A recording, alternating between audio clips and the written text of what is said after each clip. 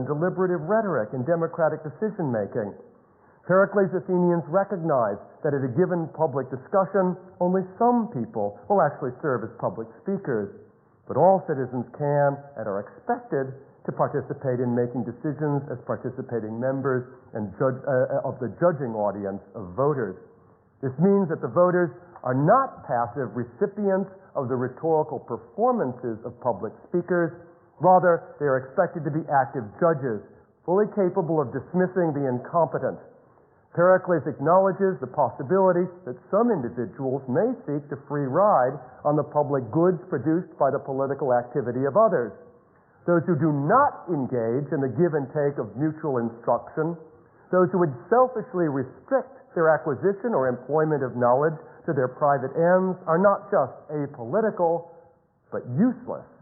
By implication, at least, these free riders deserve to be exposed as contemptible and sanctioned as such. According to Pericles, it's a conjunction of a unique form of government and a unique public culture that fosters the fusion of public and private interests. This is what facilitates the unique Athenian capacity to conjoin bold and decisive action with thoughtful public deliberations. Deliberation over public policy becomes a public process of teaching and learning when citizens have access to openly available information and when they judge reasoned arguments. Thucydides' Pericles describes the democratic collectivity as a set of choice-making individuals, each freely striving to improve his personal circumstances. Pericles overtly contrasts this Athenian collective action-based understanding of the cooperative group as emerging from an equilibrium among the rational individual choices made by free agents with the Spartan approach to community. Sparta's approach is based on compulsory conformity, education as indoctrination, conditioned behavior, hostility to any expression of individual difference, and rejection of new or foreign ideas. Pericles' speech culminates in his vision of Athens not only as an education to its own citizens, but as a model that others might fruitfully seek to emulate. Although, notably, exactly how this emulation will manage to coexist with sustained Athenian uniqueness, he does not say. Thucydides' method as a historian and as a social theorist is to intersperse speeches with historical narrative. Accordingly, having considered a couple of speeches, we turn from Thucydides' account of the Corinthian assessment and Pericles' funeral oration to his narrative of the revolt of Mytilene in 428-27 and the campaign at Pylos in 425. One could, of course, choose other passages from early in the Peloponnesian War and thereby show how things go wrong in Athenian military operations. But if we're to explain the remarkable Athenian rise to wealth and power, which led to the huge resource base with which Athens began the war, we need to grasp why and how things so often went right in Athenian military operations. In the summer of 428, the oligarchic polis of Mytilene on the island of Lesbos revolted from Athens. After news of the revolt was brought to Athens from several quarters, the Athenians dispatched 40 warships to Lesbos. The Mytilenean oligarchs proved ill-prepared to defend themselves. After the Athenians arrived on Lesbos and established a naval blockade, the oligarchs' hopes were pinned on receiving support from Sparta. Mytilenean envoys ran the blockade. Arriving in Olympia, they emphasized to the Peloponnesians that the Athenians were stretched thin as a result of plague and multi-theater operations.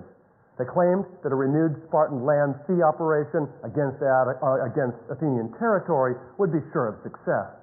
The Spartans were persuaded, but in the event their allies were slow to muster, quote, being both engaged in harvesting their grain crop and tired of making military expeditions.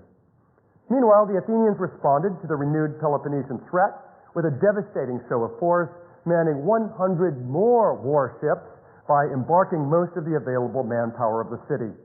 Thucydides notes that in this summer, in 428, saw a record number of Athenian warships in service, some 250 in all, and that the expense was immense. In order to pay for the necessary operations, the Athenians taxed themselves. They levied a 200-talent property tax and sent commanders to collect more imperial funds. With their 100 extra warships, the Athenians descended upon the Peloponnesian coast, ravaging at will. The discouraged Spartans disbanded their half-assembled invasion force. They did, however, prepare to send a fleet to Mytilene under the Spartan general Alcidas. With the invasion threat from the Peloponnese stymied, the Athenians dispatched the general, Paches, to Mytilene along with additional forces. The Athenian hoplites, heavy-armed infantrymen sent out with Paches, rowed themselves in the triremes, the oared warships, to Lesbos, and then built a siege wall to complement the naval blockade. The Spartan fleet under Alcidas failed to show up in Lesbos. Hard pressed by the siege, the Mytilenean oligarchs armed their lower classes, who then demanded distributions of grain. If we're going to fight, it would be nice to eat. The oligarchs immediately surrendered unconditionally to Paches. There's a lesson here. The revolt suppressed, Paches chased Alcidas and his fleet out of the Aegean. The Spartan admiral had botched what Thucydides regarded as real opportunities, accomplishing little beyond slaughtering some prisoners of war taken from Athens' subject allies. Paches, meanwhile, crushed the remaining pockets of lesbian resistance. He was able to demobilize most of his Athenian forces before summer's end. He now awaited orders from Athens regarding the disposition of his Mytilenean prisoners. In the aftermath of the famous Mytilenean debate, one of the most famous passages in Thucydides, the Athenians spared the bulk of the population, but executed over 1,000 Mytileneans, whom they regarded as especially culpable, and confiscated the agricultural land of Mytilene. The operations of 428 to 27 seem to confirm the Corinthian contrast between agile, ambitious, and common good-seeking Athenians and inept Spartans, and indeed to highlight a distinction between Athenian capacities and those of the Peloponnesian coalition. Each side attempts to launch a complex land-sea operation on short notice, an operation which presents difficult problems of coordination and very considerable expenditure of resources. The Peloponnesians fail to pull it off because they put the continuity of their own agricultural enterprises first and had become sick of service in foreign expeditionary forces. The Spartans eventually do launch a fleet, but its commander moves too slowly to aid the Mytileneans and thinks too narrowly to accomplish any other strategic ends.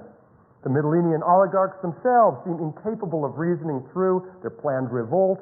When the distant hope of effective Spartan intervention falls through, the only card they have to play, arming the Mytilenean demos, proves fatal to their enterprising. The yawning gap between the interests of rulers and ruled and oligarchic Mytilene dooms the capacity of Mytilene as a community to resist Athens' attack. By contrast, the Athenians act according to the spirit of the Corinthian assessment, despite the devastation of plague and their multiple commitments elsewhere. Their informal intelligence network brings advance warnings of Mytilenean intentions, which allows them to intervene before the enemy's preparations have been completed.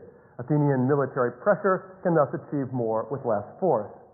The Athenian military response to the revolt is masterful and multifaceted. The closely coordinated naval blockade of Mytilene, siege works, land operations against other lesbian cities, and naval patrols in the Aegean accomplish the desired end and with dispatch. The threat of a Peloponnesian land-sea invasion in late summer 428 fails to panic the Athenians. By digging deep into their reserves of human and material resources, they launch a stunningly large naval force with which they ravage the Peloponnesian coast. This force, like the reinforcements that accompany Paches to Mytilene, is manned by Athenian heavy infantry. Athenian hoplites, it turns out, are capable oarsmen, and they take up oars without the foot dragging that stymied plans for a Peloponnesian land-sea expedition. The operations of 428 and 427 reveal that all-important technical expertise of rowing Athenian warships to an Athenian standard. It's actually a very technical matter, rowing a warship. It's not a matter, you can't just get on these things and start pulling an oar and expect the boat to go anyplace. So it reveals that this expertise was widely dispersed within the Athenian citizen population. When the occasion demanded it, there was no resistance on the part of the middle-class hoplites to take on the oarsman's role, a role usually filled by lower-class citizens. Athenian infantrymen willingly risked their bodies, not only by standing tall on the battlefield, but also by bending over an oar. Athenian military proficiency would not suffer because the hoplites refused to assume the position of oarsmen. Neither technical incapacity nor social distaste stood in the way of generating the required level of projectable power and at the right moment.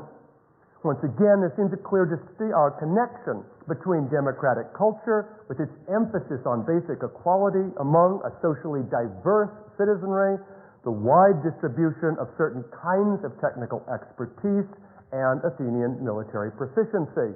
Just as the hoplite accepted a lower-class fellow citizen as an equal when sitting in assembly or on a jury, so too he accepted the lower-class role of rower when the common good demanded it. And upon arrival at his destination, he proved to be a willing and skilled wall builder in the bargain.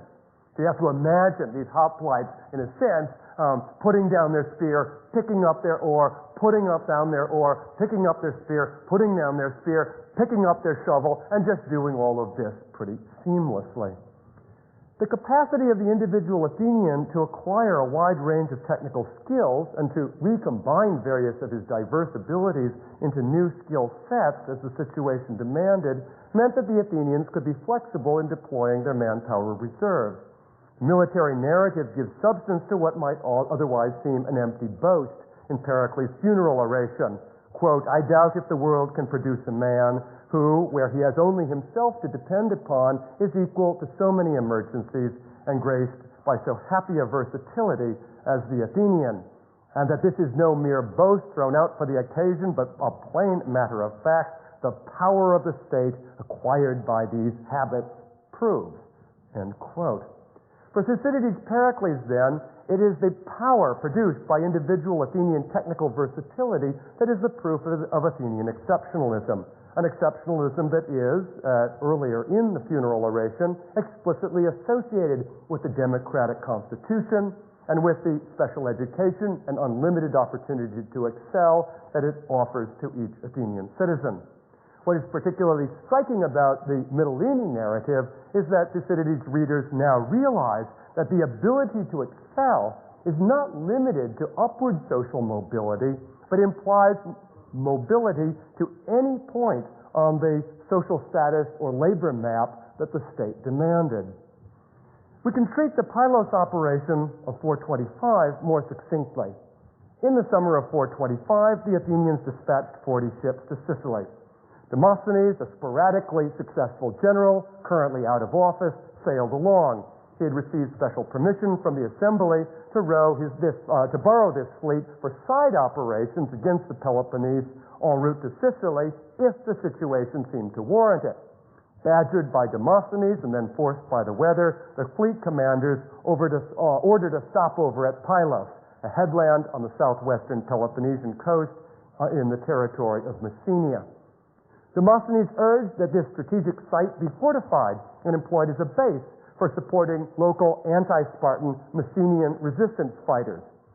Soon the Athenian rowers, quote, "wanting occupation," began to fortify the place. They had no masonry tools to cut stone blocks, but they made do fitting field stones together to form walls and carrying mortar on their backs. The Spartans at first failed to respond to the Athenian landing, and within 6 days the fortification at Pylos was defensible. Demosthenes was left at Pylos with a small garrison as the rest of the fleet continued on to Sicily. The Spartans now awakened to the danger. They dispatched 60 ships and a land force to Pylos, hoping to retake the headland before Athenian naval reinforcements could arrive. In preparation for this, the Spartans landed some 420 soldiers on the little island of Sphacteria, which lay before Pylos.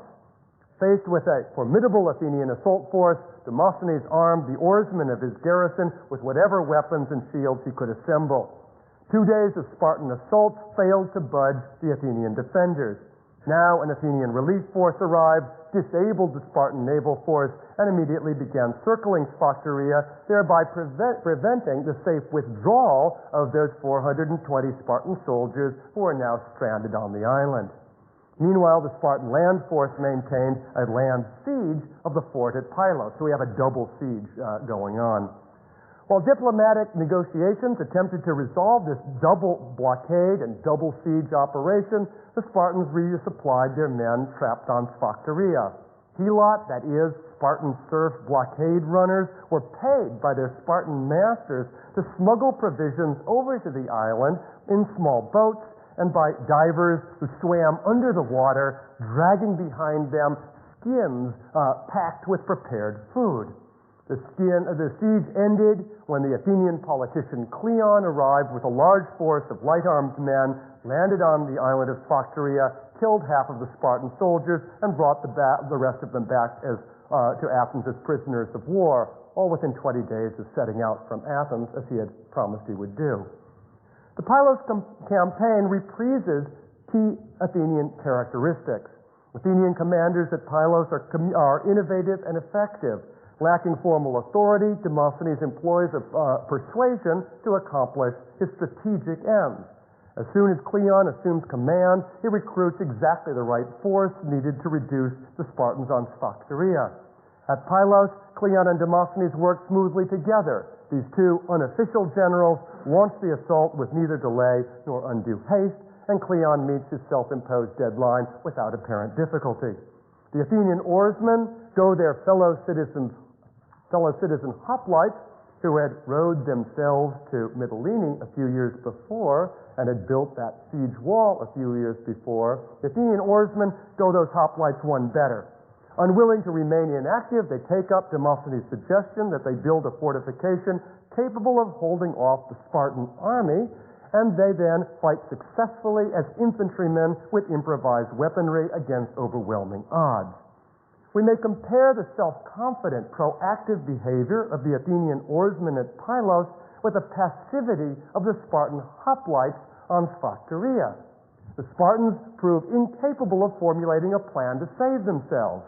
It's not surprising, in retrospect, that they failed to defeat the huge force of light-armed men brought against them, but why need they have been stranded on Sphacteria in the first place? Thucydides tells us that Helots, motivated by promise of material gain, successfully transported supplies to the island by boat and by swimming, running the Athenian blockade. Why then could the Spartans on the island not risk using the boats or swimming back from the island to the safety of their comrades on the shore? I mean, what, one-way boats? Did it never occur to the Spartan soldiers on Sphacteria to take any action for which they had not been trained and for which had not been mandated by their home government? Well, Thucydides does not tell us. But the contrast between the innovative, active Athenian oarsmen on Pylos and the passive Spartan infantrymen on Sphacteria underlines the contrast between Athenian and Spartan behavior that had been set out in the Corinthian assessment and in Pericles' funeral oration. Well, the Mytilene and Pylos campaigns illustrate Athenian naval and land sea operations at their most effective, and they're clearly meant by Thucydides to make a point. They stand as practical manifestations of the Corinthian assessment, and therefore of the potential organizational proficiency that enabled democratic Athens to build an Aegean empire, to confront Sparta head-on during the Periclean era, and then to fight the Peloponnesians successfully in the years following Pericles' death. Thucydides saw that Athenian military success was substantially based on the deployment of social and technical knowledge, just as he regarded Athenian military failures, most spectacularly in Sicily in 415 to 413, as examples of what happens when democratic management of knowledge goes awry. Taken together, the Corinthian assessment and the funeral oration suggest that Athenian military proficiency arose and was sustained quite directly by a distinctive approach to the organization of knowledge. The Athenian knowledge regime drew on the talents of leaders like Pericles, Paches, Demosthenes, and Cleon, but it also rested upon a broad and deep foundation. shared social knowledge that transcended class lines, widely distributed expertise in regard to key skills, especially rowing, and key experience in the exercise of deliberative capacity by a sociologically diverse population. The distinctive Athenian approach to the distribution and employment of useful knowledge is linked to the political practices and ideological commitments that Pericles had argued were characteristic of Athens' participatory democracy. It is because they were well schooled in the civic culture of democracy that the Athenians were willing to share what they knew, to aggregate their knowledge through deliberative processes, and to act decisively in consequence of collective decisions. While Thucydides is certainly attentive to the issue of institutionalized leadership, he also points to the essential role played by the versatility of the individual Athenian trooper. The Mytilenean and Pylos operations demonstrate the essential asymmetry between the potential of the individual Athenian combatant and his Spartan counterpart. In 428, the Spartans proved utterly ineffectual at naval operations, and at Sphacteria, the Spartan hoplites are rendered passive victims by their incapacity to think outside their accustomed role as hoplites. By contrast, the Athenian warrior, whether hoplite or oarsman, possessed a broad-based skill set. He had both the capacity and the willingness to adapt his skills to unfamiliar conditions, improvising tools as necessary to accomplish the goals that he had set for himself in conjunction with his fellows. Well, it's all too easy to essentialize that difference as a matter of inherent national character rather than learned and therefore potentially imitable behavior. The Corinthians, of course, do essentialize Athenian character in their assessment of the two sides before the war. But so, catastrophically, did the Athenians. In the run-up to the attack on Sicilian Syracuse in 415, the Athenian citizenry willingly bought into the leader Alcibiades' jingoistic claim that Athenians would betray their own nature if they deferred ambitious imperialistic projects. Athenian abilities were gained through the process of being educated in an open-access democratic culture. Imitation was not a simple matter, but it was quite possible.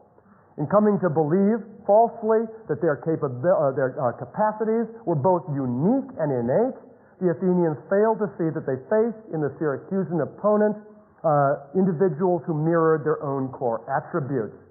In retrospect, it was predictable that Syracuse would prove a much tougher nut to crack than Mytilene. Like Athens, Syracuse was a very large polis with a democratic constitution and the associated habits of innovation, tenacity, and capacity to organize useful knowledge that I've argued was Athens' own core capacity.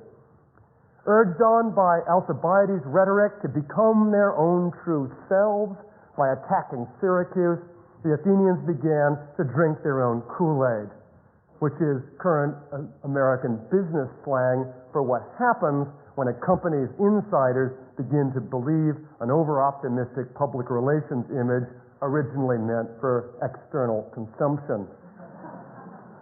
It's actually used all the time. Drinking the Kool-Aid considered a big danger. As the Athenians came to imagine that Athens was not only exceptional, but unique and inimitable, they formed the dangerously foolish idea that a big enough invasion force would also be an invincible force. It was not, as the surviving Athenians learned to their horror 2 years later. In seeking to understand the sources of democratic success at war, we can learn a lot from the Athenian approach to collective action, but we should also learn not to repeat the Athenian errors. And this means we must not begin to drink the Kool-Aid of pundits who offer us simplistic, essentialist, even racist versions of Western exceptionalism. Athens has a good deal to teach us about the potential of democracy as a form of social learning and knowledge organization. But Athens also teaches us that the power and prosperity that can be promoted by democratic culture and institutional design can lead to fantasies about innate character and delusions of omnipotence. When those fantasies and delusions lead to the use of democratic power and prosperity for grandiose and chaotic military projects, we should not be surprised when it results in a great deal of unnecessary suffering and by a great many people. Obviously and sadly, there is no need to look back as far as ancient Athens for examples of grandiose and misconstrued military projects launched by democratic states. Thinking hard about Athens can help us to see that modern military adventurism is not just an aberration produced by a few deluded leaders who came to power at a particular historical moment. The story of democracy and war is not all dark. If you think, as I do, that fighting wars is sometimes necessary, and if you believe, as I do, that democracy is better than tyranny, then you may be glad, as I sometimes am, that democracies can be unexpectedly good at warfare. If we accept that there are such things as just wars, then democratic excellence at warfare should be acknowledged as a potential good thing, and perhaps even occasionally as something worth celebrating. This does not entitle us to forget how often the military proficiency that enables a well-organized democracy to win wars has led to jingoistic adventurism. 2,500 years after democracy was invented, modern democracies remain better at social choice than they are at moral choice. And nothing brings out that asymmetry more clearly than the history of unnecessary and unjust wars begun by democratic states. Thank you very much.